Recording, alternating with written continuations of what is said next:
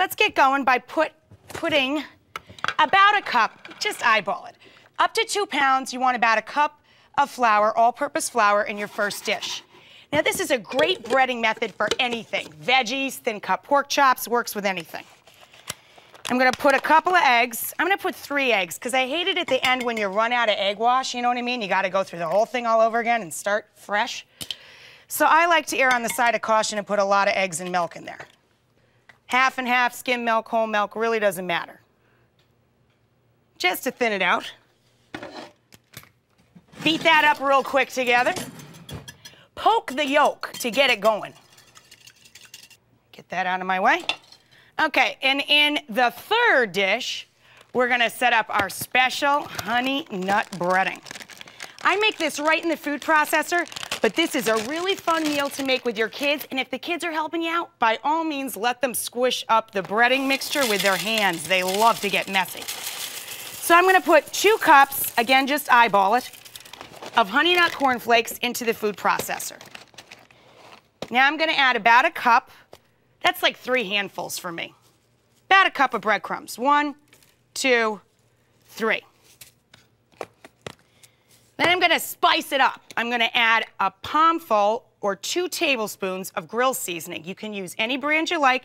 It's a mixture of coarse salt, coarse black pepper, little crushed red pepper flake for heat, and onion and garlic. That's the base of most of them. Pop that in there.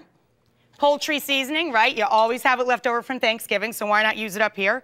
About a tablespoon of that, half a palmful. There's sage and thyme in there. Oh, it smells great. So if you don't have that on hand, just use a teaspoon of ground thyme or ground sage, that's fine. Paprika, sweet paprika.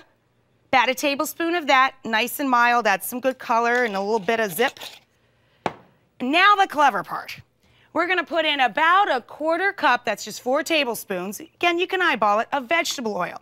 Now this will make the breading get nice and brown in the oven, but you're not frying it up, so it's gonna soak up less oil, you know what I mean? 1, 2, 3, 4. Then you just pop the lid on and let her rip.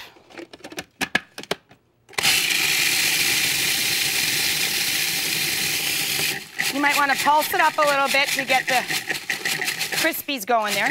Oh, looks so good. See, and it stays kind of nice and light and fluffy, but you can see how it's got some texture to it. See there? You can see how the oil went all through, so it'll definitely brown up nicely in the oven. There we go. I'm gonna grab a couple of tenders at a time, dust them around in flour. I like to work just with one hand so I can keep one hand clean. Then you pass it through the egg. Oh, I can do 2 at a time. There we go. Pass it through your egg, and then land in your crispy coating. And don't skimp on the coating.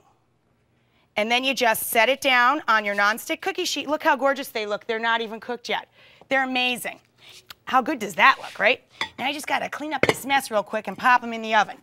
The oven's been preheating at 400, and these will cook in about 15 minutes. Now, of course, it'll depend on the size of the tender that you get.